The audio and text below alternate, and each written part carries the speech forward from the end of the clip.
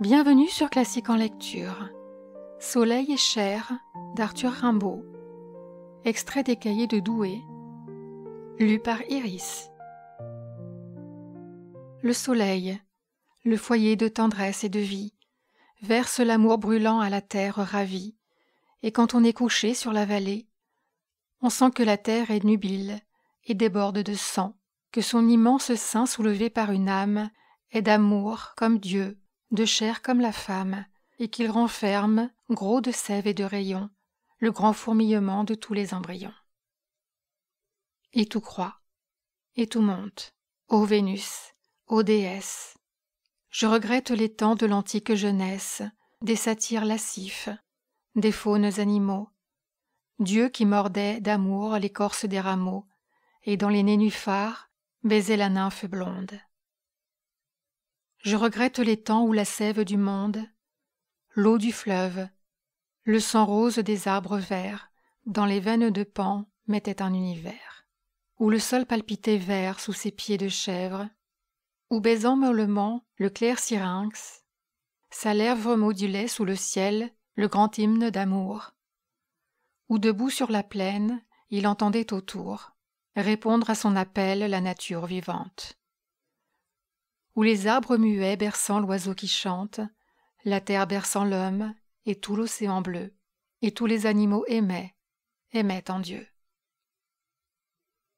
Je regrette les temps de la grande Cybèle, qu'on disait parcourir gigantesquement belle, sur un grand char d'airain, les splendides cités, son double sein versé dans les immensités, le pur ruissellement de la vie infinie. L'homme suçait, heureux, sa mamelle bénie, comme un petit enfant jouant sur ses genoux. Parce qu'il était fort, l'homme était chaste et doux. Misère. Maintenant il dit « Je sais les choses », et va, les yeux fermés et les oreilles closes. Et pourtant, plus de Dieu, plus de Dieu. L'homme est roi, l'homme est Dieu. Mais l'amour, voilà la grande foi.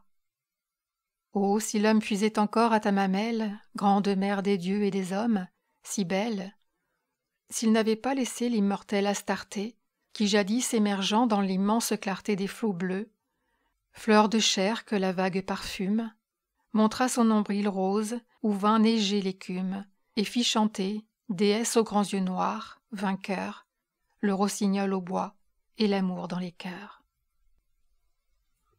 Je crois en toi, divine mère, Aphrodite marine. Oh, la route est amère, depuis que l'autre Dieu nous attelle à sa croix. Chair, marbre, fleur, Vénus, c'est en toi que je crois. Oui, l'homme est triste et laid, triste sous le ciel vaste. Il a des vêtements parce qu'il n'est plus chaste, parce qu'il a sali son fier buste de Dieu, et qu'il a rabougri, comme une idole au feu, son corps olympien, aux servitudes sales. Oui, même après la mort, dans les squelettes pâles, il veut vivre, insultant la première beauté. Et l'idole, où tu as mis tant de virginité, où tu divinisas notre argile, la femme, afin que l'homme pût éclairer sa pauvre âme et monter lentement dans un immense amour, de la prison terrestre à la beauté du jour.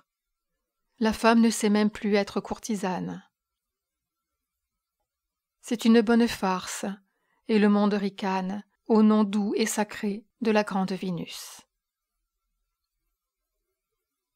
Si les temps revenaient, les temps qui sont venus, car l'homme a fini, l'homme a joué tous les rôles. Au grand jour, fatigué de briser des idoles, il ressuscitera, libre de tous ses dieux. Et comme il est du ciel, il scrutera les cieux.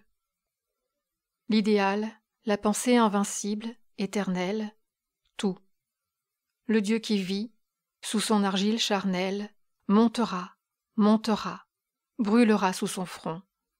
Et quand tu le verras sonder tout l'horizon, contempler des vieux jougs, libres de toute crainte, tu viendras lui donner la rédemption sainte.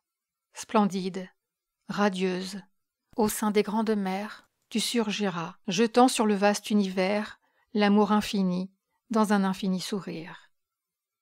Le monde vibrera comme une immense lyre, dans le frémissement d'un immense baiser. Le monde a soif d'amour, tu viendras l'apaiser. Oh, l'homme a relevé sa tête, libre et fier, et le rayon soudain de la beauté première fait palpiter le Dieu dans l'autel de la chair. Heureux du bien présent, pâle du mal souffert, l'homme veut tout sonder et savoir. La pensée la cavale longtemps, si longtemps oppressée, s'élance de son front. Elle saura pourquoi. Qu'elle bondisse libre, et l'homme aura la foi. Pourquoi l'azur muet et l'espace insondable? Pourquoi les astres d'or fourmillant comme un sable? Si l'on montait toujours, que verrait-on là-haut? Un pasteur mène-t-il cet immense troupeau de mondes cheminant dans l'horreur de l'espace? Et tous ces mondes-là, que les terres vastes embrassent, vibrent-ils aux accents d'une éternelle voix? Et l'homme, peut-il voir? Peut-il dire « je crois » ?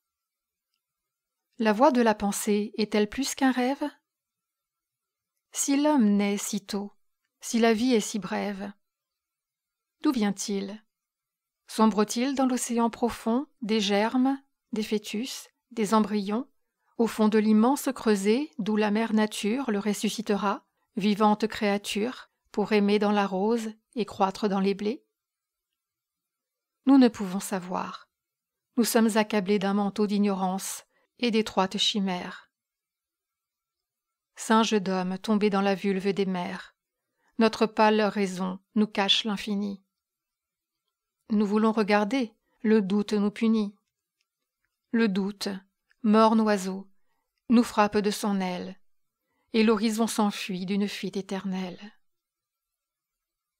Le grand ciel est ouvert, les mystères sont morts, devant l'homme, debout, qui croise ses bras forts dans l'immense splendeur de la riche nature.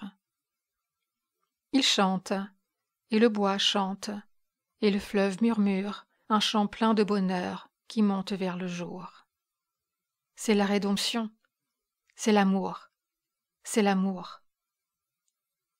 Ô splendeur de la chair, ô splendeur idéale, ô renouveau d'amour, aurore triomphale, où, courbant à leurs pieds les dieux et les héros, Callipyge la blanche et le petit Éros effleureront couverts de la neige des roses les femmes et les fleurs sous leurs beaux pieds écloses.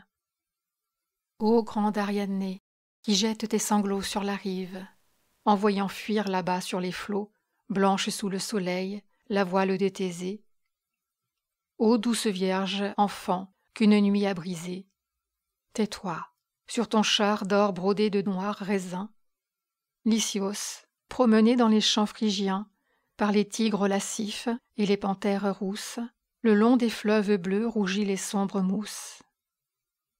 Zeus, taureau, sur son cou berce comme une enfant le corps nu d'Europée, qui jette son bras blanc au cou nerveux du dieu frissonnant dans la vague.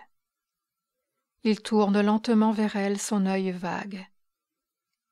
Elle laisse traîner sa pâle joue en fleurs au fond de Zeus.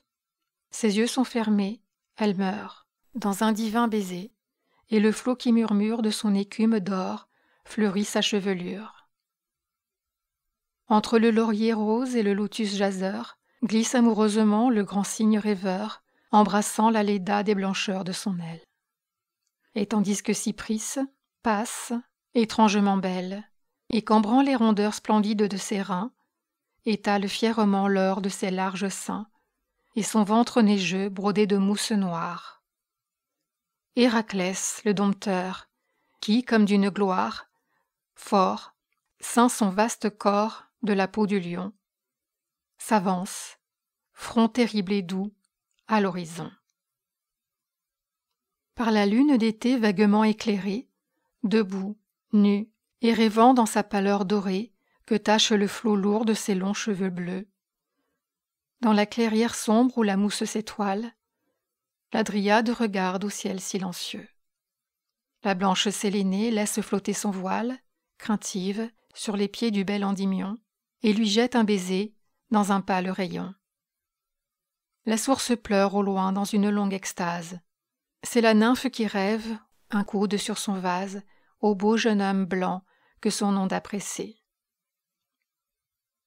Une brise d'amour dans la nuit a passé, et, dans les bois sacrés, dans l'horreur des grands arbres, majestueusement debout, les sombres marbres, les dieux, au fond desquels le bouvreuil fait son nid, les dieux écoutent l'homme et le monde infini. Merci d'avoir écouté Soleil et chair sur Classique en lecture. Si ce poème vous a plu, n'hésitez pas à liker, vous abonner et activer la cloche des notifications pour être prévenu lorsque je sors une nouvelle vidéo de lecture. À très vite sur Classique en lecture.